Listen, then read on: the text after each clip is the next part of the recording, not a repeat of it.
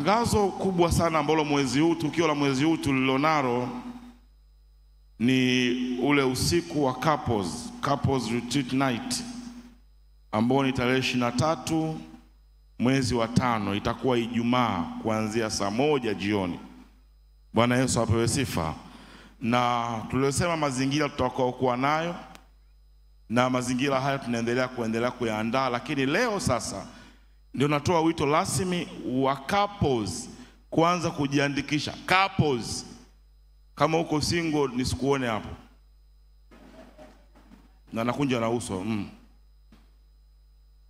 hata kama katarajie kule baba baki hapo. Couples, nimewafikiria single pia, nimewafikiria single tutatoka out tu, sio kama nimewaacha.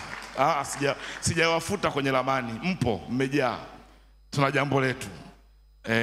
Bwana Yesu apewe sifa. Kwa hiyo tumekubaliana na kamati pamoja na baraza kwamba ada ya uandikishaji iwe shilingi 100,000 kwa kapo, kwa maana ya chakula siku hiyo tutakula hapa, kwa maana ya uwezeshaji wa hiyo siku. Lakini nitoe angalizo, kuna deadline ya kuandikisha. Na leo ni tarehe ngapi kanisa? Tarehe 4 mwezi wa ngapi? Wa 5. Hii shughuli ni tarehe 23 mwezi wa 5.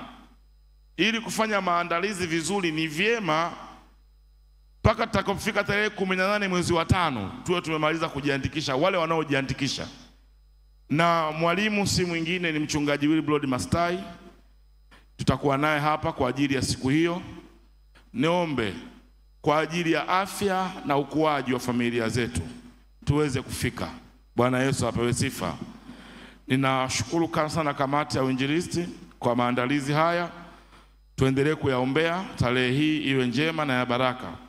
Kwa hiyo kama unataka kuhudhuria katika retreat hii, niombe ujiandikishe aidha kwa mzee wa kanisa aliye karibu yako, fike kwa wainjilisti au kwa mchungaji, hata kwa mhasibu.